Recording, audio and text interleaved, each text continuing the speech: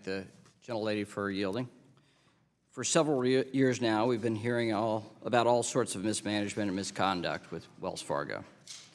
In fact, just yesterday, we learned the Securities and Exchange Commission is taking new action against your advisory business.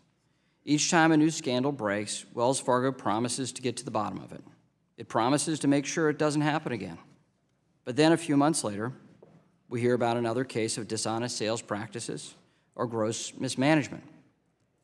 Another case of the consumer who has been harmed by the bank's business practices.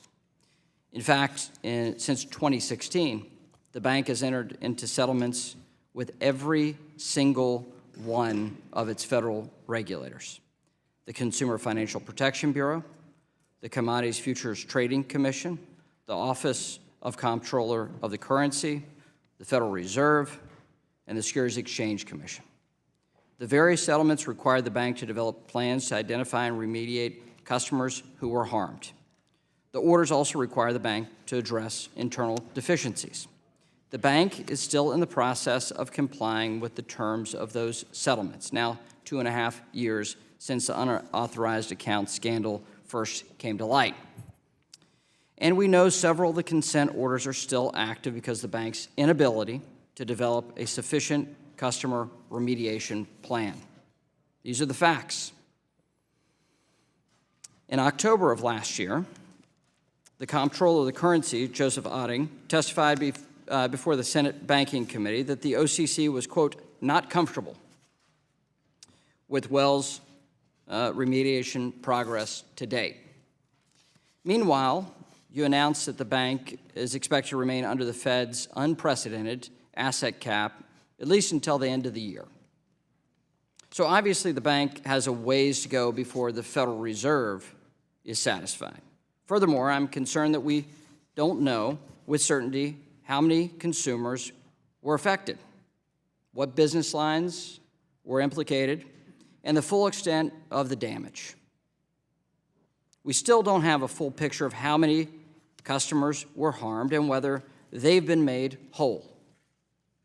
Every single member of this committee has constituents in their state who were impacted by Wells Fargo. The bank's behavior has real-world consequences. Our constituents should be able to trust their own bank.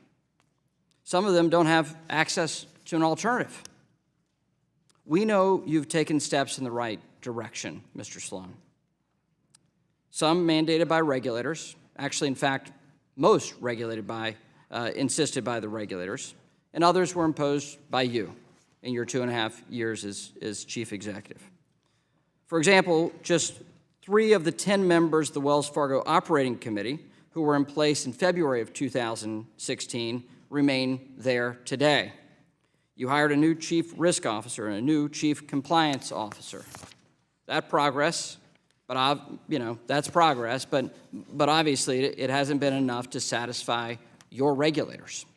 So I want to use this hearing today to get to your commitment as the leader of this corporation and your commitment that you will do what is necessary to make sure this does not happen again.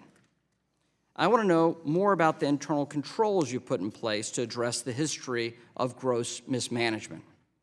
I want to know specifically how you're changing the culture at Wells Fargo. These bad acts don't conform with the strong legacy that I know of Wachovia and First Union in my home state. Be assured, though, this is not the end of the conversation. This is an important hearing, and you will hear bipartisan criticism of the actions you have taken and the failures that you have overseen under your watch. I yield back.